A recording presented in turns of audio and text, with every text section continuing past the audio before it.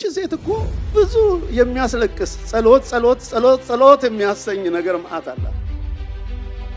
ብዙ እናቶችን እየየ ያሰኘ ነገር እሷን እየየ አላሰኘም።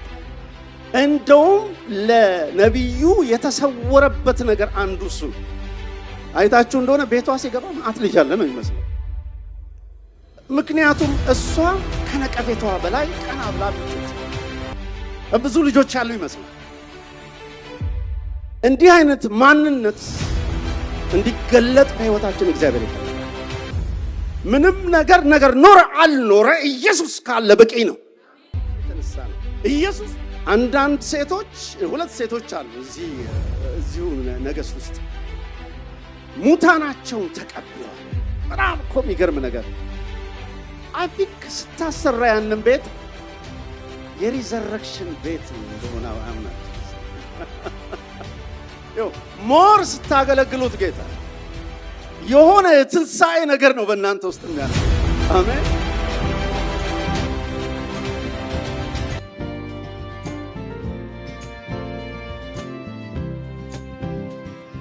ወደ መልእክቴ ልሄድ አይደለም። ወደ መልእክቴ ሲሄድ ሁለተኛ ነገሥት ላይ ነው አብረንም እንድንሄድ የምፈልገው። መጽሐፈ ነገሥት ካለ ምዕራፍ 4 ከቁጥር 8 ጀምሮ እስከ 17 አንድ ቀንም እንዲህ ሆነ። እንደው በጣም ደስ ይላል። ይሄ አንድ ቀን ይምጣልን ወገኖች። በእውነት ነው የምላችሁ፣ ለአንዳንዶቻችን አንድ ቀን ያስፈልገናል። እንዲህ ሆነ፣ ኤልሳ ወደ ሱነማ አለፈ ይላል።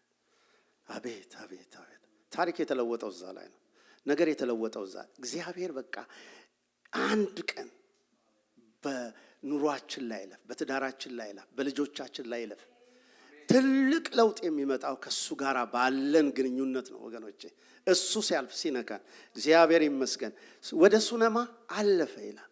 ከዛ ጠቅላላውን ላንብበው ወደ ስብከት እንዳይለወጥብኝና በዚያም ታላቅ ሴት ነበረች፣ እንጀራ ይበላ ዘንድ የግድ አለችው። በዚያም ባለፈ ቁጥር እንጀራ ሊበላ ወደዚያ ይገባ ነበረ። ለባሏም ይህ በእኛ ዘንድ ሁል ጊዜ የሚያልፈው ቅዱስ የእግዚአብሔር ሰው እንደሆነ አውቃለሁ። ትንሽ ቤት በሰገነት ላይ እንስራ፣ በዚያም አልጋ፣ ጠረጴዛ፣ ወንበር፣ መቅረዝ እናኑርለት፣ ወደኛም ሲመጣ ወደዚያ ይገባል አለችው። አንድ ቀንም ወደዚያ በመጣ ጊዜ ወደ ቤቱ ገብቶ በዚያ አረፈ። ወደ ቤቷ አይልም፣ ወደ ቤቱ ኦሬዲ ባለቤትነት ይዟል። ዛሬ ጌታ የሚፈልገው በቃ ሃሌሉያ እንግዳ የሆነ እየመጣ እየገባ ሳይሆን ወደ ቤቱ የኔ ነው እንዲለን ያስፈልጋል። ወደ ቤቱ ገብቶ በዚያ አረፈ። ሎሌውንም ግያዝን ይህችን ሱነማዊ ጥራ አለው። በጠራትም ጊዜ በፊቱ ቆመች። እሱም እነሆ ይህን ሁሉ ሐሳብ አሰብክልኝ፣ አሁንስ ምን ላድርግላት? ለንጉሱ ወይስ ለሰራዊት አለቃ ልንገርልሽን በላት አለው። እርሷም እኔ በወገኔ መካከል ተቀምጫለሁ ብላ መለሰች። እርሱም እንግዲህ ምን እናድርግላት አለ። ግያዝም ልጅ የላትም፣ ባሏም ሸምግሏል ብሎ መለሰ። እርሱም ጥራት አለ። በጠራትም ጊዜ በደጃፍ ቆመች። ሃሌሉያ። እርሱም በሚመጣው ዓመት በዚህ ወራት ወንድ ልጅ ትታቀፊያለሽ አለ። እርሷም አይደለም ጌታዬ፣ የእግዚአብሔር ሰው ሆይ ባሪያህን እንዳትዋሻት እለምንሃለሁ አለች። ሴቲቱም ጸነሰች። በዚያም ወራት በአዲሱ ዓመት ኤልሳ እንዳላት ወንድ ልጅ ወለደች። በጣም ሰፊ ክፍል ነው። የዚች ሴት ታሪክ እስከ ምዕራፍ 8 ድረስ ይሄዳል። በነገራችን ላይ እንደገና አዲስ ኪዳን ሄደው ደግሞ ታገኙታላችሁ። በጣም ያልገባችበት ቦታ የለም ማለት ነው። ይሄንን ክፍል ሳጠና ከተደረገው ተአምራት እዚህ ውስጥ ከሚነበቡ አስገራሚ ነገሮች በላይ ልቤን የያዘ አንድ ነገር አለ። እሱ ላይ ነው የምንነጋገረው። ምን ይላል መሰላችሁ? አንድ ቀንም እንዲሆነ ኤልሳ ወደ ሱነማ አለፈ፣ በዚያም ታላቅ ሴት ነበረች። ታላቅ ሴት በሉ። እግዚአብሔር ይባርካችሁ ወገኖች። አንድ ጊዜ ልባርካችሁ። በዚህ እግዚአብሔር ታላላቅ ሴቶችን ያስነሳ። ስማቸውን ሰውረው ያንተን ክብር የሚገልጹ ሰዎች ይነሱ በናዝሬቱ በኢየሱስ ስም። አምላኬ ሆይ ይሄ ምስጢር ጌታ እግዚአብሔር አምላኬ ሆይ በገባኝ ጊዜ ምን ያህል ደስ እንዳለኝ ጌታ እግዚአብሔር ሆይ ታውቃለህ። አሁን የዚህ ታላቅነት ምስጢር ይፈታ ይገለጥ በናዝሬቱ በኢየሱስ ክርስቶስ ስም አሜን። አይገርማችሁም? እቺ ሴት በከተማው በጣም የታወቀች ናት። አሜን። ከዳር እስከ ዳር የማያውቃት የለም። ግን ስሟ ተሰውሯል። ምክንያቱም ከማንነቷ ውስጥ የወጣ ሌላ ስም ስላለ መንፈስ ቅዱስ ሊጠራት የፈለገው እችን ሴት ማንም ሰው ባልተጠራበት ስም ነው። ኖ ዋን ዮሐንስ ተብሏል። እንደዚህ ታላቅ ነቢይ ነበር። ግን ስሟ ተሰውሮ በዚያም ታላቅ ሴት ነበረች የተባለችው እቺ ሱነማዊት ናት። ሰው ልቤን ያዘው ይሄ ቃል ማለት ነው። ታላቅ ሴት። ዋው! ምን አይነት መጠሪያ ነው! ምንድነው የዚች ሴት ታላቅነት? ለምን ስሟ ተሰወረ ብዬ ፍለጋ ጀመርኩኝ። እሷንም አንዳንድ ጊዜ አስቀምጬ ይሄን ሳጠና እባክሽን ንገሪኝ፣ ለምንድን ነው ታላቅ የተባልሽው? ልክ እንደ ሰው እውነቴን ነው። በጣም የሆነ ናፍቆት የሆነ ቅናት ውስጤው ተፈጠረ። ምክንያቱም ሁላችንም ለትልቅነት የተጠራን ሰዎች ነን። እግዚአብሔር ትልቅ እንድንሆን ይፈልጋል። ግን በዚህ ዓለም ሲስተም አሰራር አይደለም ትልቅ እንድንሆን የሚፈልገው። የራሱ አጀንዳ የራሱ አካሄድ አለው ትልቅነት የሚገለጥበት። ለዚህ ነው አይ ቲንክ ኤርሚያስ ውስጥ ታላቅን ነገር ትፈልጋለህ አትፈልገው በስጋ ለባሾች ሁሉ ላይ ክፉ ነገር አመጣለሁ ያለው። ምክንያቱም ታላቅነትን ፈልጎ ይወደቃል፣ የተንደባለላል። ትልቅነት የምንፈልገው ነገር የምንመኘው ነገር አይደለም። ትልቅነት በህይወታችን የምንኖረው የሚገለጽ ማንነት ነው። ነቢይ ስለተባልን ትልቅ ልንሆን አንችልም። ሐዋርያ ስለተባልን ትልቅ ልንሆን አንችልም። ስም ብንደረድር ፖስተር ብንደረድር ትልቅ ልንሆን አንችልም። በእግዚአብሔር ፊት ትንሽ ልንሆን እንችላለን። እግዚአብሔር ደግሞ ሚዛን አለው። በሚዛን ተመዝነ ቀለ ተገኘ የተባለውን ንጉሱን እኮ ነው እግዚአብሔር መዝኖን ትልቅ ይበለን ወገኖቼ። ወደዛ ትልቅነት እንድንሮጥ እግዚአብሔር ይርዳን። ምክንያቱም እግዚአብሔር እኛን የጠራን በቃ በተራራ ላይ እንዳለች ከተማ እንዳንሰወር ጎልተን እንድንታይ ነው። ራሳችንን ሰውረን ኢየሱስን ለማድመቅ ነው። ሰው ራሱን ሸፍኖ ኢየሱስን ካላደመቀ ትልቅ ሊባል አይቻልም በእግዚአብሔር ፊት። በሰው ፊት በጣም ጥሩ ስብከት የሚሰብኩ ሰዎች አሉ፣ ከኛ የበለጠ በቃ አፍ የሚያስከፍቱ ገና ቃል ሲናገሩ የሚያሰኙ አሉ። ወገኖቼ ዛሬ እቺ ሴት ልታስተምረን የፈለገችው የትልቅነት መርሆ የትልቅነት ሚስጥሩ ምን እንደሆነ ታሳየናለች በደንብ አድርጋ። እግዚአብሔር የተመሰገነ ይሁን።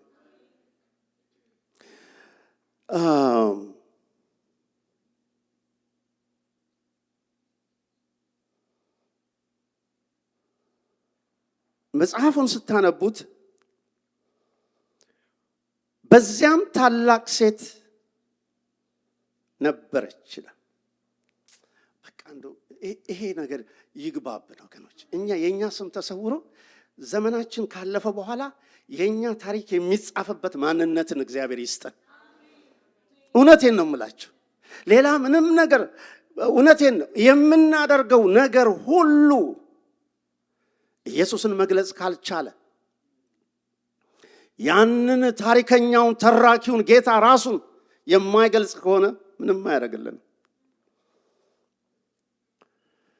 እንግሊዘኛው ትርጉም የተለያየ እንትን ይሰጠው። አብዛኛው ግን the great woman ነው የሚላት። she is a great woman። እውነትም ስታዩት she is great። እግዚአብሔር የተመሰገነ ይሁን። እግዚአብሔር በእናንተ መካከል ታላላቅ ሰዎችን ያስነሳ፣ ታላላቅ እናቶችን፣ ታላላቅ አባቶችን ያስነሳ ወገኖቼ። አንዳንዱ ትርጉም prominent women ይላታል። prominent ማለት ያው ጎልቶ የሚታይ በፍጹም የማትስቱት ማለት ነው። ማለት ተራራ መካከል አንድ ትልቅ ተራራ ይኖራል አይደለም? ያ prominent የሆነ ተራራ ነው።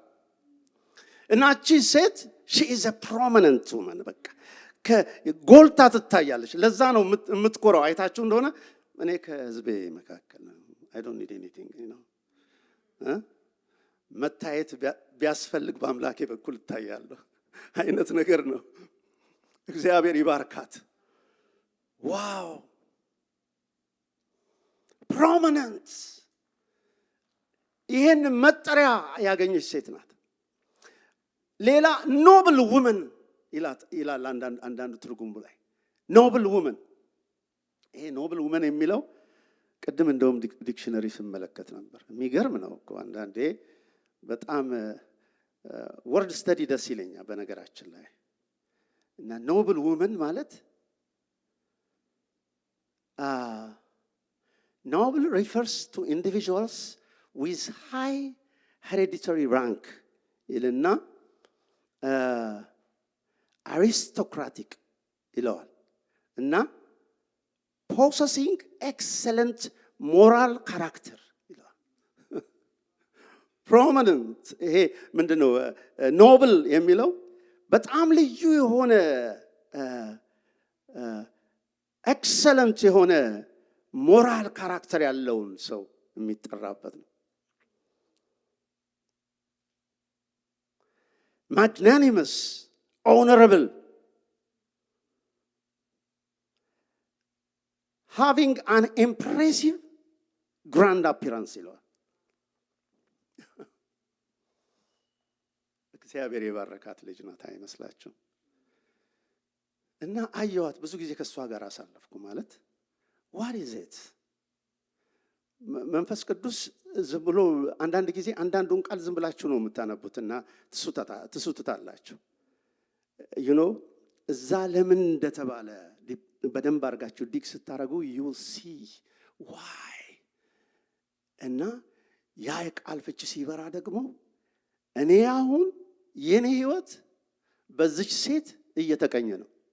የሚገርማችሁ ነገር ዛሬ የምንካፈለውን አንዳንድ ሐሳብ አሳያችኋለሁ ለምን እንደተቃኘ።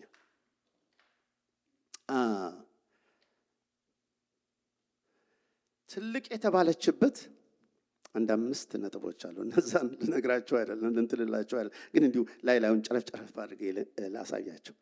አንደኛ አገልግሎቷ ነው። this is the main part። የሚገርማችሁ አንደኛው ምን ሆነው አገልግሎቷ ነው። አገልግሎት ምን እንደሆነ በደንብ ነው የምታሳየው። እኛ አገለገልን የምንለው ወይ ረዲያ እጭ የሚባል ነው። በእውነት ነው ከሷ የአገልግሎት ልክ ጋር ስናስተያይ ዋው። ሁለተኛው ከችግሯ ከነቀፌታዋ በላይ የመኖር አቅሟ ነው። እቺ ሴት እኮ ብዙ የሚያስለቅስ ጸሎት የሚያሰኝ ነገር ማአት አላት። ብዙ እናቶችን እየየ ያሰኘ ነገር እሷን እየየ አላሰኛት። እንደውም ለነብዩ የተሰወረበት ነገር አንዱ እሱ። አይታችሁ እንደሆነ ቤቷ ሲገባ ማአት ልጅ አለ ነው የሚመስለው። ምክንያቱም እሷ ከነቀፌታዋ በላይ ቀና ብላ የምትሄድ ሴት ናት። ብዙ ልጆች ያሉ ይመስላል። እንዲህ አይነት ማንነት እንዲገለጥ በህይወታችን እግዚአብሔር ይፈልጋል። ምንም ነገር ኖረ አልኖረ ኢየሱስ ካለ በቂ ነው። ኢየሱስ ብቻውን በቂ ነው። አረ እግዚአብሔር የተመሰገነ ይሁን። ይኸው ምንም ነገር እግዚአብሔር በህይወት በደንብ አድርጎ ከገባና ከያዘ ሌላው ነገር ሁሉ የተናቀ ነው። ብዙዎችን እኮ አስለቅሷቸዋል ይሄ ነገር። እምባ ብሏቸው ከባሎቻቸው ጋር ሁሉ አጣልቷቸዋል። መጽሐፍ ቅዱስን ስታጠኑ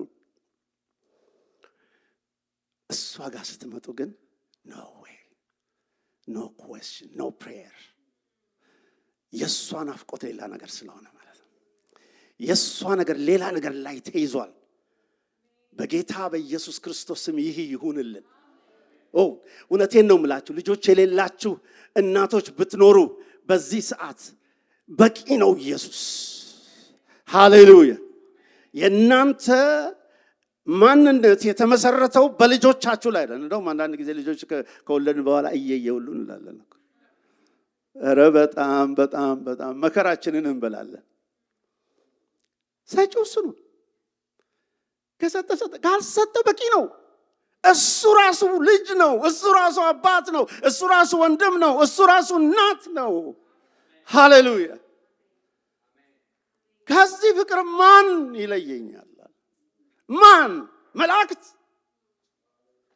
ማንም። በቃ ሌላ ነገር የጋለበት ነገር የለም። ሐዋርያው ጳውሎስ ያጋለው ነገር ቢኖር የእግዚአብሔር ፍቅር ነው። ሃሌሉያ።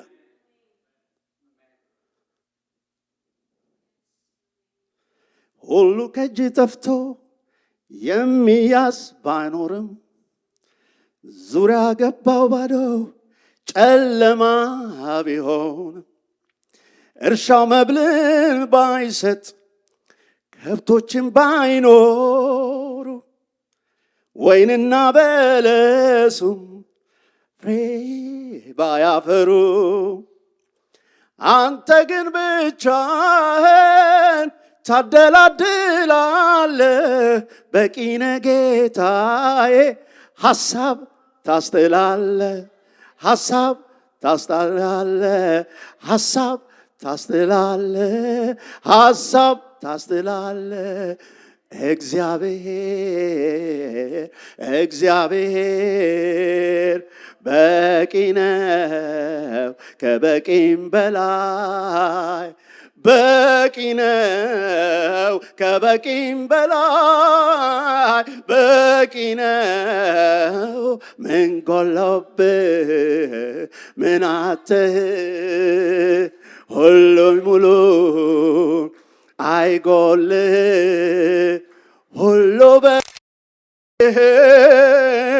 ሁሉ በእጅ ነው በደጅህ። ሁሉ በእጅ ነው በደጅህ።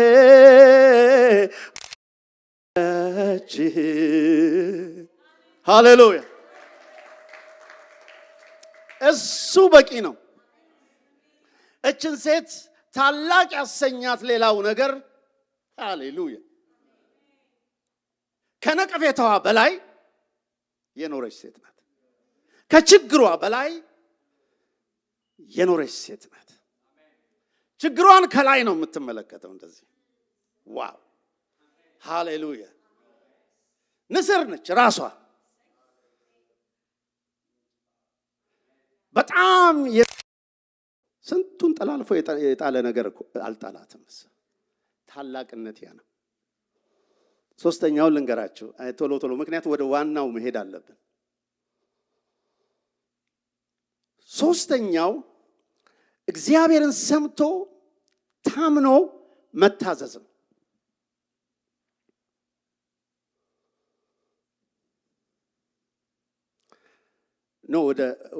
ከዛ በፊት ሌላ እምነት ነው። እምነቷ የዚህ ሴትዮ እምነት እንደው ቅጥ ያጣ እምነት የሚባል አለ።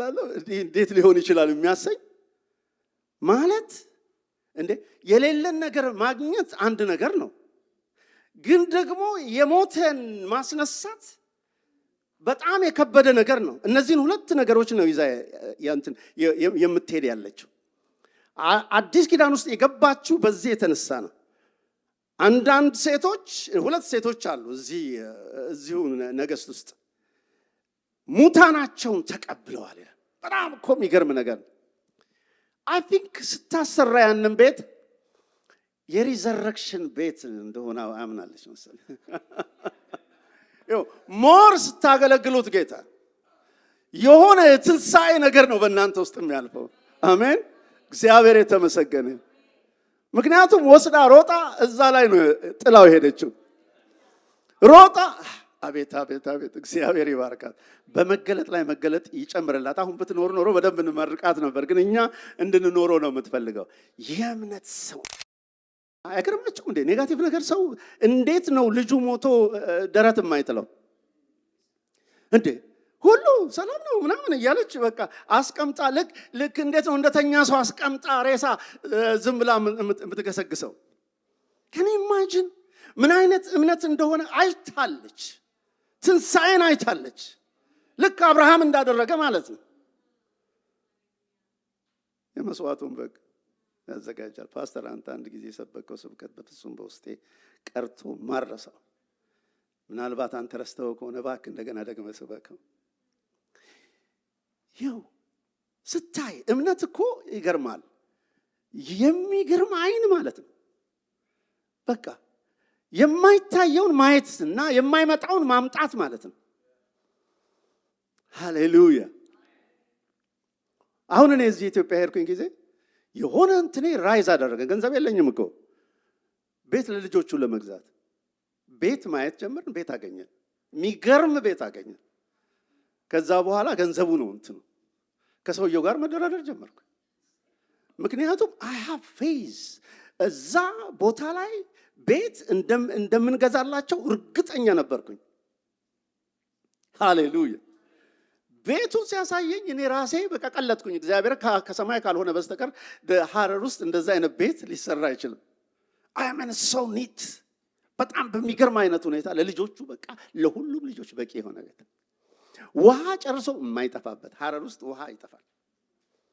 ሲመሰክርልኝ አንድ ቀን ይሁንና ይሄ ሮቶ አለ፣ ሮቶ ውሃ መያዣ አንድ ቀን ተጠቅመንበት አናውቅም። እንዴት ታዲያ እንዴ? ሰው እኮ እየገዛ ነው ውሃ እንትን የሚለው። እኔ ምን አውቃለሁ አለ።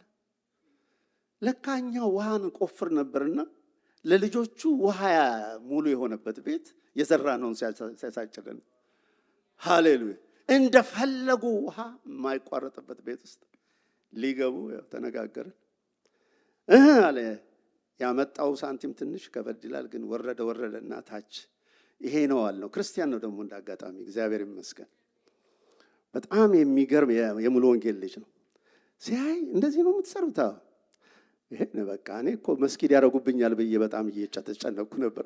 አሁንማ በቃ የጸሎት ቤት ነው የሚሆነው፣ የእግዚአብሔር ቤት ነው የሚሆነው፣ ልጆች የሚያድጉበት ቤት ነው የሚሆነው አልኩት። ያው ከዛ ግን አልኩት አሁን ገንዘቡ በእጄ የለም አለ አልኩት። ገንዘቡ ግን ገንዘቡ በእጄ የለም።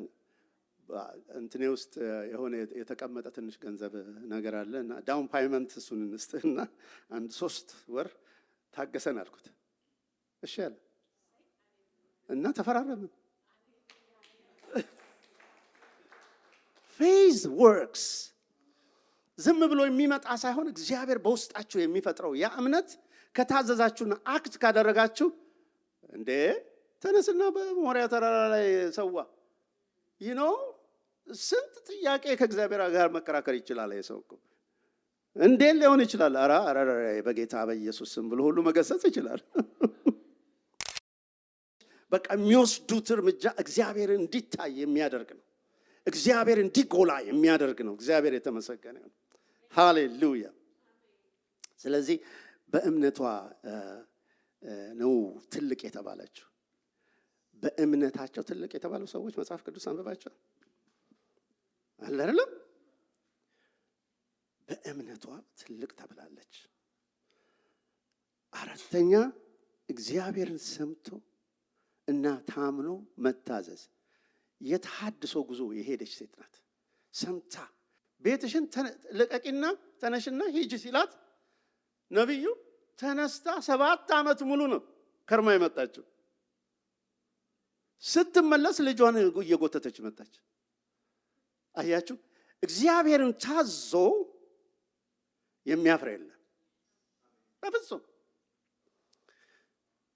ስትመለስ የሚገርማቸው ነገር ንጉሱ ለንጉሱ ልንገርልሽን ምናምን ስላት እኔ ንጉስም አልፈልግም እኔ ዘብም አልፈልግም አለች። አይታችሁ እንደሆነ እንደዛ ነው። እኔ በወገኔ መካከል ተቀምጫለሁ ማለት ምንድነው? አይ ዶንት ኒድ ኤኒዋን ምንም ከዚህ ጋር አታያይዝብኝ የማረገውን ነገር አይነት ነው። ግን ወደ ቤቷ ከመግባቷ በፊት ንጉሱ ጋር ነው የቆመችው። ታሪኩን በሙሉ ጊያዝ ይነግረው ጀመረ ለንጉሱ። ከኔ ማጅን መቸኮል አያስፈልግም ለመታየት። እግዚአብሔር በሰዓቱ ያወጣሃል። ማንም ሊደብቅ በማይችል ክብር እግዚአብሔር ይገልጣል። ሃሌሉያ። ከዛ በኋላ ይገርማቸዋል ንጉሱ ምን እንዳለ። ከመጀመሪያ ጀምሮ ከወጣችበት ጀምሮ እስካሁን ያለውን በሙሉ ምናልባት ሰውየው የገዛው ሰውዬ ጎተራ ሁሉ ሰርቶ ይሆናል። ያን ሁሉ ዘመን የተከማቸው እህል ያንቺ ነው ማለት። ሪስቶሬሽን ማለት ይሄ ነው።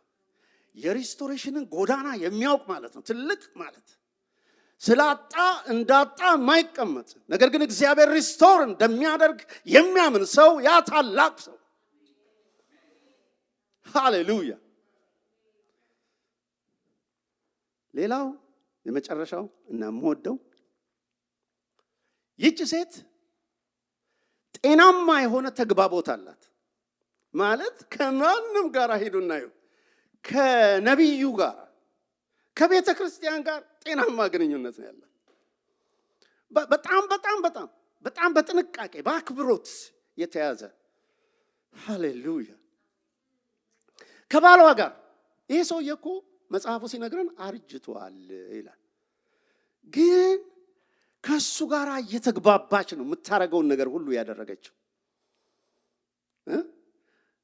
ቤት ለመስራት ስትፈልግ ወደሱ መታ ነው እንዴት ይሻላል ያለችው። ተግባቦት። እኛ አሁን ስንት የድብብቆች ስራ እንሰራ የለም? ያለ ተግባቦት በትዳር ውስጥ ያለን ሰዎች እናውቀዋለን። አንዳንዱ ጸቡ የሚፈጠረው በዛ ነው። ግን እቺ በጣም ሪስፔክትፉል ናት እና ባሏ አረጀ ብላ የተወች ሴት አይደለችም። መስማት የሚገባውን ሊደረግ የሚገባውን ነገር ከሱ ጋር ተማክራ ነበር የምታረገው። ሃሌሉያ። በተግባቦት ይባርካቸው። እውነቱን ልናገር፣ የውድቀታችንም የመነሳታችንም ምክንያት ተግባቦታችን። ከህዝቧ ጋር ከጎረቤቶቿ ጋር ማይ አይታችሁታል እንዴት እንደምትኮራ። እነሱ ይናገሩ የሚል አይነት ማንነት ነው ያላት። እኔ በወገኔ ከወገኖቿ ጋር ጊዜ አላት። ትልቅነቷ አይሸፍናትም። ሀብታም አንዱ ትርጉም እንደውም ሪች ውመን ይላታል። ሀብቷ አይሸፍናትም። ከድሃውም ከትንሹም ከትልቁም ጋር የምትግባባ ሴት ናት። ጤናማ ከእግዚአብሔር ጋር ጤናማ የሆነ ግንኙነት አላት። እግዚአብሔርን ከማሳዘን ሁሉ ነገር ቢቀርባት ይሻላል። ዳስ ዋይ ትልቅ ያላት ጌታ። ይህች ሴት ትልቅ ናት ያለው ከእግዚአብሔር ጋር ያላት ግንኙነት፣ ከቤተ ክርስቲያኗ ጋር ያለው ግንኙነት፣ ከህዝቡ ጋር ያለው ግንኙነት፣ በትዳሯ ውስጥ ያለው ግንኙነት። ይሄንን እንደው ባስተምረው ደስ ይለኛል። እውነቴን ነው የምለው። በጣም ፋንታስቲክ። ሃሌሉያ። ዛሬ ግን የምናየው እንደው ይሄንን ብዬ ብጨርስ ራሱ ደስ ይለኛል። እስካሁን ድረስ የተማርነው ብዙ ነው ብዬ አስባለሁ። መጀመሪያ የምናየው አገልግሎቷን፣ ሰርቪስ፣ አገልግሎት። ማናችንም ቢሆን ትልቅነትን ከፈለግን አገልጋይ መሆን አለብን። የሁሉ ጌታ ኢየሱስ ምንድነው? ትልቅ መሆን የሚፈልግ የሁሉ አገልጋይ ይሁን። አገልጋይ አገልግሎት ግን አገልግሎት ምንድነው ነው አሁን ጥያቄው። ዛሬ እንደውም ሸክም ያለኝ ለቤተ ክርስቲያን ያለኝ የሚሰማኝ ቁጭት አገልግሎት የገባው ህዝብ እንዳልሆነ እየገባኝ ነው።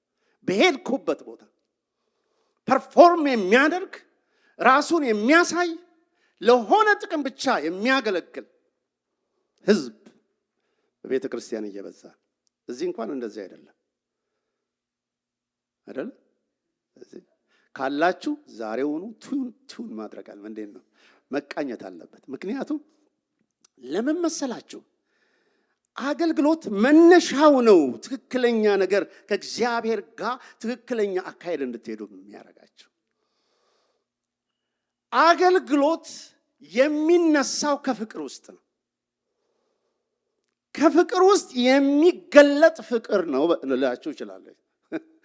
ሌላ ትርጉም ስጠ አገልግሎት ምንድን ነው በትልኝ፣ ከፍቅር ውስጥ እግዚአብሔር ካፈቀራችሁ ፍቅር ውስጥ እናንተ የምትሰጡት ፍቅር ነው፣ ሌላ ነገር አይደለም። ሃሌሉያ።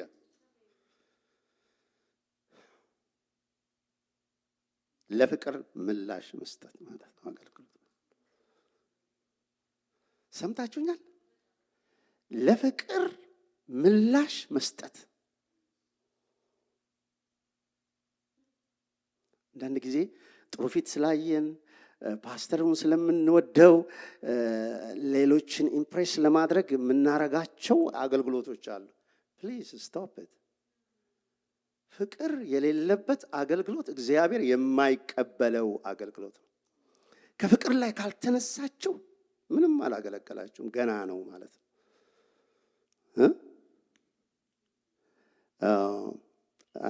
ይሄንን እንትን እያልኩኝ መኃልየ ዘሰሎሞን ላይ አንድ እንትን፣ ምክንያቱም ከፍቅር ላይ ስትነሱ ከራሳችሁ ትወጣላችሁ። የሚገርማችሁ ለራሳችሁ አይደለም የምታገለግሉት፣ ሌሎችን ነው የምታገለግሉት።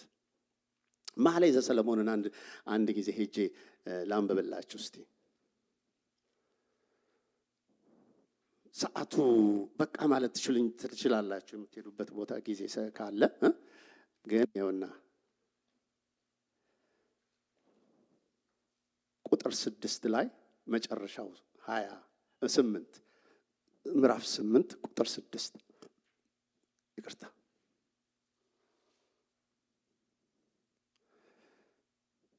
ምን ይላል? እንደ ማህተም በክንድህ አኑረኝ ይልና ፍቅር እንደ ሞት የበረታች ናት ይላል። ማለት በቃ ምንም ነገር አያጥፋትም ፍቅርን። ነይበር እንደ ሞት የበረታች ናት ይልና ቅንዓት እንደ ሲኦል የጨከነች ናት ይላል። ኮምፔር ያደርጋል ከቅንዓት ጋር ፍቅርን። ምክንያቱም ይሄም ራሱ በጣም ኃይል ያለው ነገር ስለሆነ እና ፍንጣሪዋ እንደ እሳት ፍንጣሪ ነው ይላል። ቅንዓት ኦ ማይ ጉድነስ፣ በቅንዓት የተወጋችሁ ሰዎች ካላችሁ የምትወጉበት መሳሪያ ኃይለኛ ነው። ደረቱ ላይ ነው በቃ የምትሰኩት። እንደ እግዚአብሔር ነበልባል ነው ይላል። ስለ ፍቅር ሲናገር ብዙ ፍቅሩን ያጠፋት ዘንድ አይችልም ይላል። በምንም አይነት ነገር በፍቅር የጀመራችሁት ነገር ምንም ሊያጠፋው አይችልም። ስትቀጥሉ ነው የምታዩት፣ ስትበረቱ ነው የምታዩት እና ምንም ሊያጠፋት አይችልም። ብዙ ውሆችን ታውቃላችሁ? ስለ ውሆች ትንሽ አሜሪካን ሀገር ትንገረን እንዴ። የሚታዩት እኮ ሱናሜ ውሃ ገለባብጦ የሚያመጣው ነገር በጣም የሚገርም ነው። ዳዊት ተገልጦለት የተናገረው ነገር አለ። ውሃ እንዲያፈርስ ጠላቶችን እግዚአብሔር አፈረሰ ይላል እና ቀላል አይደለም እንትን ውሃ ሲያፈርስ። አሜን። በጣም ነው ድርምስምሱን የሚያወጣው እንዴ። ትልቁም ቤት ነው ዜሮ የሚያደርገው እና ግን ሊያጠፏት አይችሉም ይላል። ፈሳሾችም አያሰጥሟትም። በፍጹም ትንሳፈፋላችሁ እንጂ በፍቅር ያለ አገልግሎት መስጠም የለበትም። ይሄ ምንድነው ቬስት አለ አይደለም? ይሄ የዮሐናው ኢየሱስ እሱን ስለምትለብሱ ብድግ ነው የሚያረጋችሁ። እግዚአብሔር የተመሰገነ ይሁን። ሰው ቤቱን ሁሉ ስለ ፍቅር ቢሰጥ ፈጽሞ ይንቁታል። በፍጹም ፍቅርን እንደዚህ በዋጋ ልትተምኑት አትችሉም ማለት ነው። እና የሚቀጥለው ቃል ነው እኔ በጣም ኢምፕሬስ ያደረገኝ። ምንድነው መሰላችሁ? ይሄን ከተናገሩ በኋላ እንደዚህ ይላሉ፣ እኛ ጡት የሌላት ታናሽ እህት አለችን አሉ። በቃ እንቦቅቅላ ትንሽ ልጅ እህት አለችን። ይኸውላችሁ እኛ ጡት የሌላት ታናሽ እህት አለችን። እግዚአብሔር ይህንን መንፈስ በእናንተም ውስጥ በቃ ወንድማችሁን የምታዩበት አይን ለየት እንዴ። እና ምንድነው የሚለው መሰላችሁ? ስለርሷ በሚናገሩበት ቀን እሷን የሆነ ነገር ለማድረግ በሚናገሩበት ቀን ለእህታችን ምን እናድርግላት የሚል ጥያቄ ጠየቁን የፍቅር ሰዎች። ምንድነው እችን ቦቆቅላ ሊያጠፉብን ነውና ምን እናድርግላት ተባባሉና መፍትሄ ያገኙ። ሃሌሉያ! ምንድነው መሰላችሁ መፍትሄው? እርሷ ቅጥር ብትሆን፣ እሷ ራሷ ቅጥር ብትሆን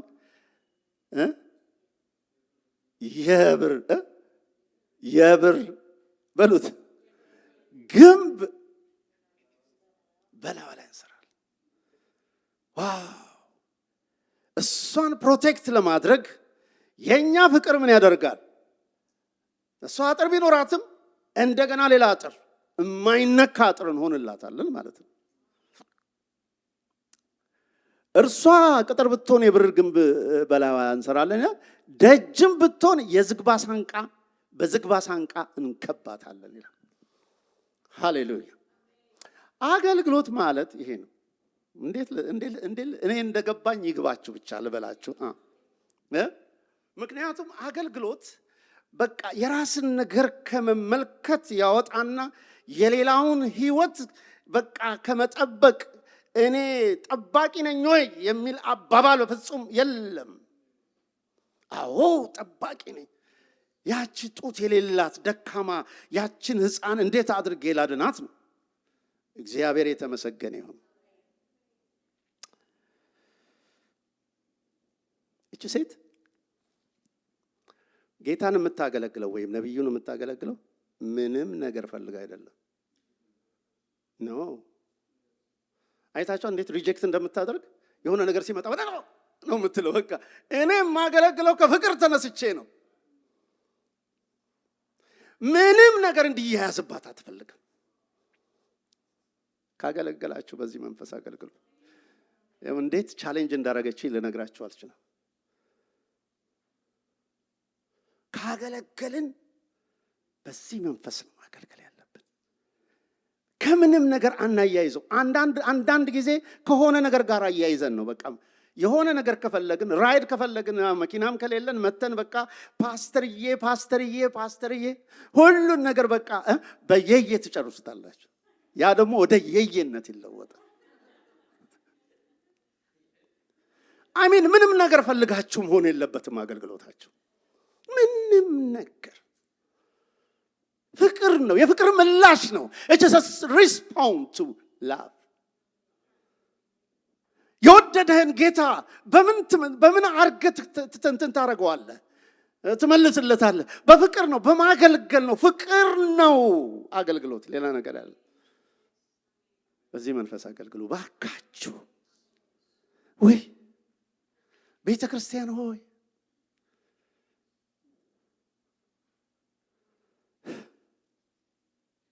እግዚአብሔርን እወዳለሁ የሚል ሰው ዝም ብሎ አይቀመጥም። ታውቃላችሁ?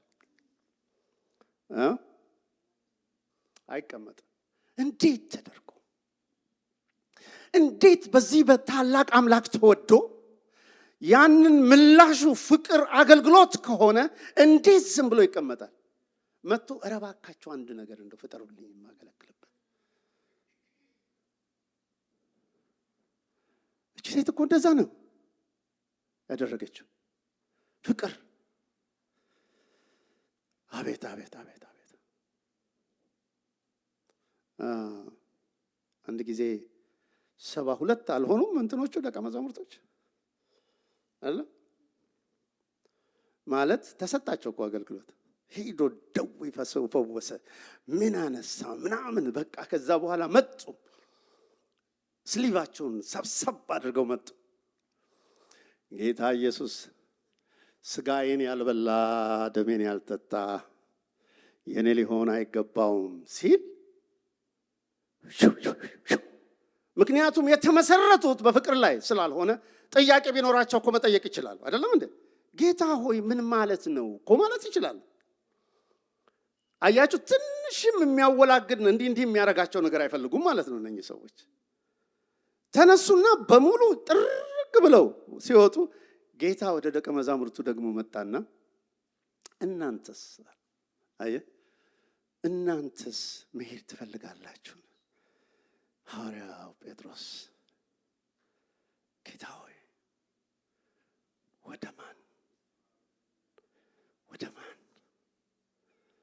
ወደ ማን እንሄዳለን? አንተ የህይወት ቃል አለ፣ አንተ የህይወት ፍቅር አለ። ከአንተ የትም መሄድ አንችልም። that's why በፍቅር ላይ ስለተመሰረቱ እንደገና ወደ ኋላ ቢመለሱም ተመልሰው ሳያገለግሉ ታያቸዋላችሁ። ምክንያቱም ፍቅሩ ነው ያሸነፋቸው። ወደ ማን?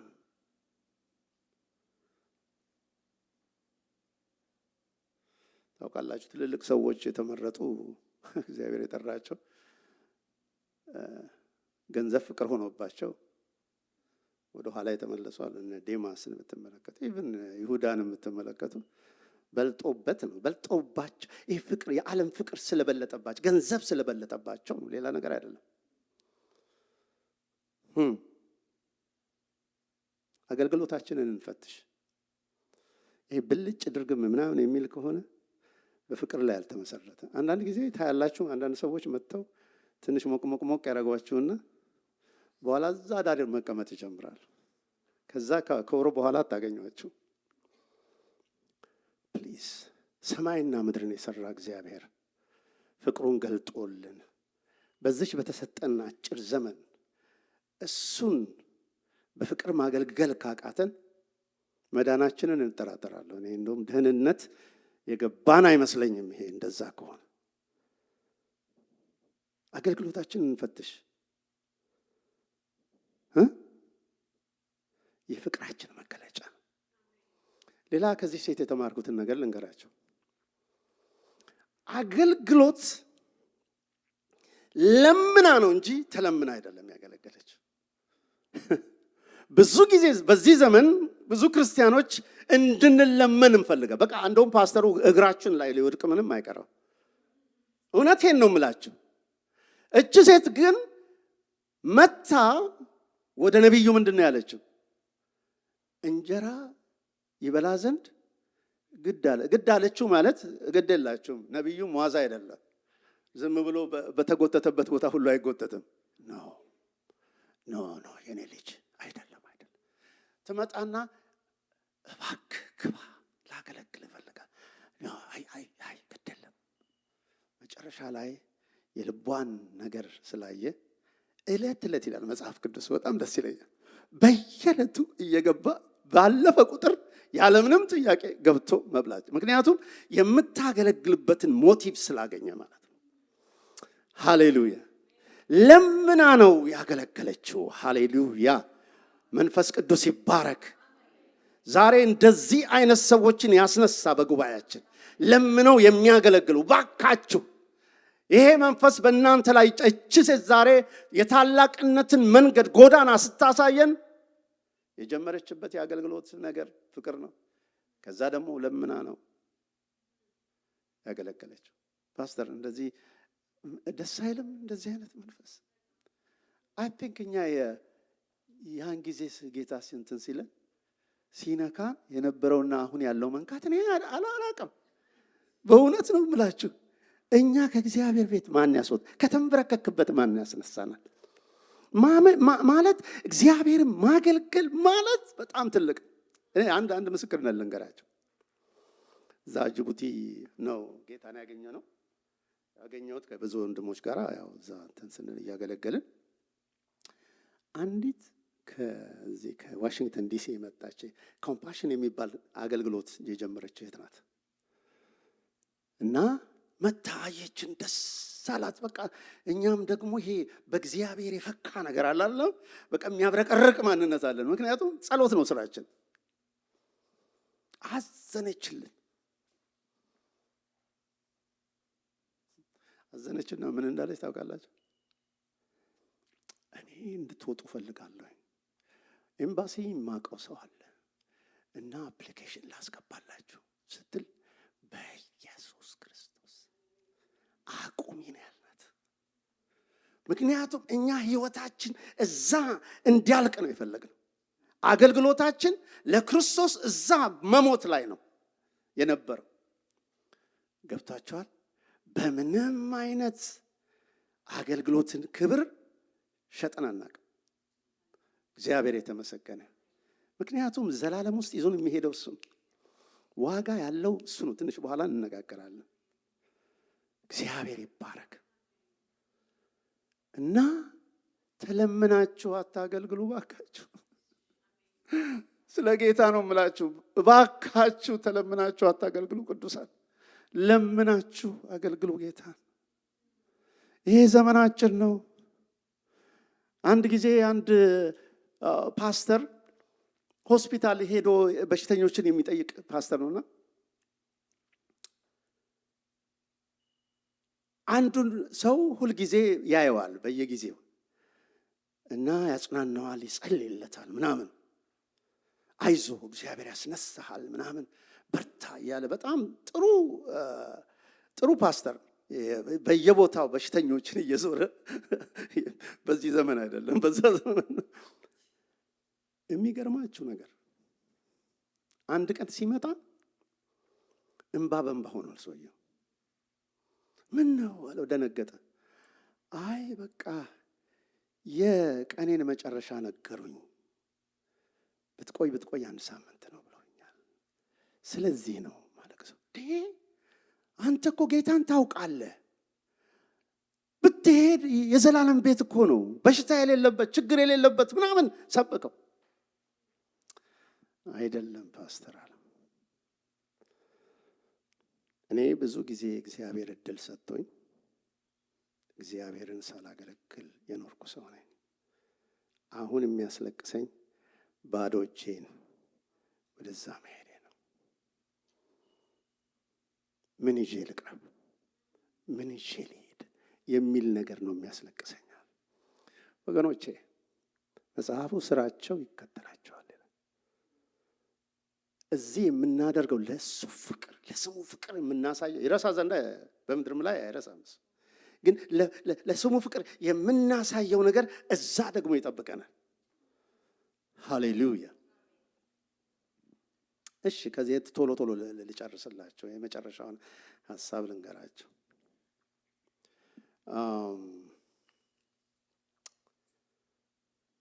አገልግሎቷ እየጨመረ የሚሄድ አገልግሎት፣ ኤክሰለንስ በኤክሰለንስ የሚገርም ነው። በጣም ነው የገረመችኝ። ማለት ወደ ሰውየው ሄደች። ወደ እንትን በቃ ይሄ ሐሳብ ሲመጣላት ዳውንሎድ የምታረገው ከሰማይ ነው ልጅቷ እና ወደ ባሏ ሄደች። እሱም የተባረከ ሰው ነው እውነቱን ለመናገር።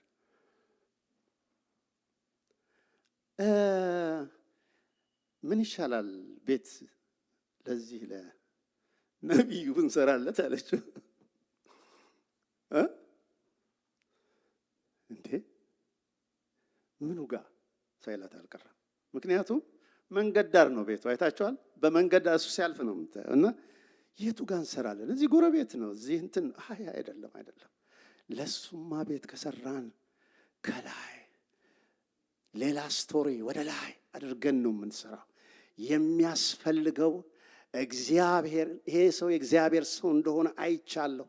ሙሉ ለሙሉ እግዚአብሔር ቤቱን እንዲይዘው ነው የምፈልገው፣ ከላይ እንዲሆን ነው የምፈልገው አለች። እግዚአብሔር የተመሰገነ። ላይ ይሰራለት አለች። መብራቱን ጠረጴዛውን ደግሞ ስትደረድረው አይታችኋል። ያላለችው ነገር የለም። በኋላ እንዴ እኔ ደግሞ ሌላ ነገር ስላየሁኝ እሷን ለምን ይሄን አልጻፍሽም ልላት ሁሉ ፈለግኩኝ። ምክንያቱም እሱ ሲጸልይ መሬት ላይ ነው የሚጸልየው፣ በልቡ እየተኛ ነው የሚጸልየው። አንዳንድ ነቢያቶች እንደዛ ነው። እና አልተጻፈም እንጂ የሚመስለኝ እንደውም ቤቱን ሳይ ከለሩን ሁሉ መርጣለታለች፣ ሰማያዊ ቀለም። ይሄ ሰው ሰማያዊ ስለሆነ ላይት ብሉ እናርገው ምናምን ብላ ይኸው ስጋጃስ ያለች ይመስለኛል። ይሄማ የማይቀር ነው ብሏል እሱ። ስጋጃ ቤቱን አስረከቡት። ሃሌሉያ። እዛ ሲመጣ እንደ ቅድም ያነበብኩላችሁ ክፍል ትዝ ይላችኋል። ወደ ቤቱ ገባ ነው የሚለው።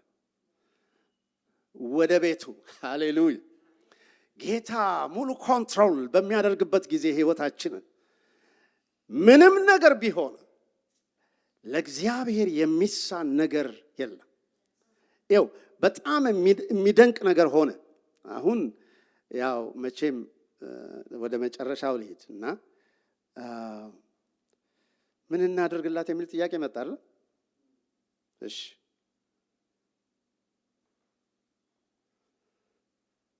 እና እሷ መለሰቻቸው። ምንም አልፈልግም አይነት ነገር መለሰች። እንደገና መጣ አስጠራልኝ አለ። ምክንያቱም አስጨነቀው የዚህ ሴት በጎነት፣ ደግነት። ሰዎች የሚያደርጉላችሁን በጎነት አትርሱ። መንፈሳዊነት አይደለም። እግዚአብሔር አደረገልኝ የሚለውም ነገር መንፈሳዊነት አይደለም። ወንድምህ ያደረገውን ያጎረሰህን ነገር አትርሳ። እውነቴን ነው የምለው። በጣም ብዙ አታመናፍሱት አንዳንዱን ነገር። ስለዚህ እሷ ተጨንቃለች። እሱ ተጨንቋል። ምንድን ነው የምናደርጋላት? ያው አንድ ነቢይም ጋዜጠኛም አለ ቤት ውስጥ ሁሉን ነገር የሚተረትርለት ማን ነው ስሙ? ገያዝ። እቺ ሴት እኮ ልጅ የላትም።